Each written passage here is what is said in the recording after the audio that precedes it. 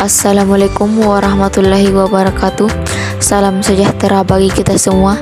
Perkenalkan, nama saya Devi Ananda Syafira.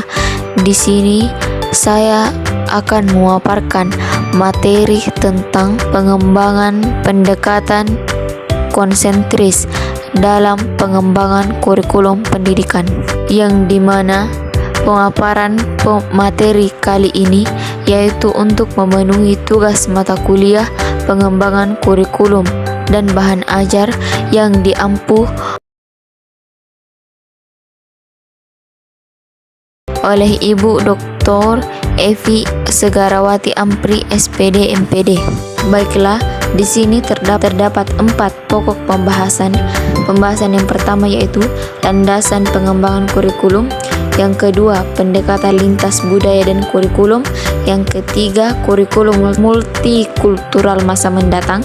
Yang keempat, pengembangan kurikulum, di mana pengembangan kurikulum terbagi menjadi 3, yaitu pengembangan kurikulum sebagai ide, pengembangan kurikulum sebagai komponen, dan pengembangan kurikulum sebagai proses.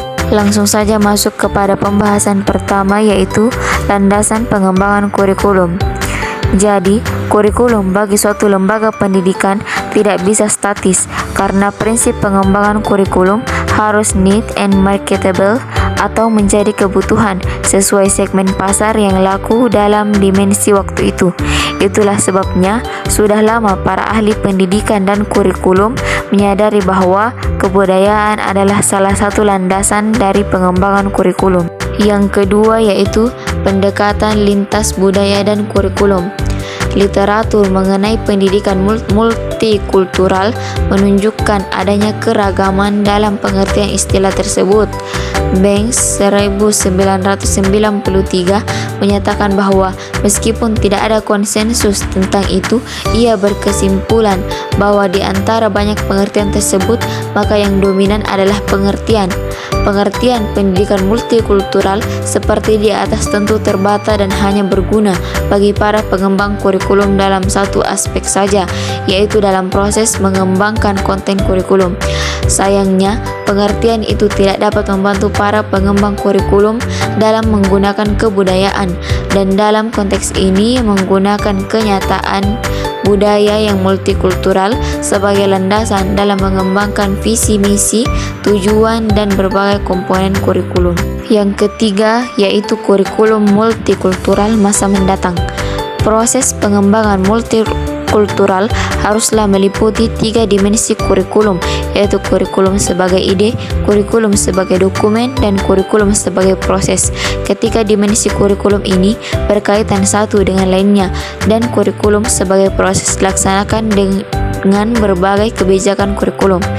Nah, kedua dimensi kurikulum ini dapat dikembangkan pada tingkat nasional, baik dalam konteks otonomi dengan desentralisasi kewenangan pengembangan kurikulum maupun dalam konteks sentralisasi.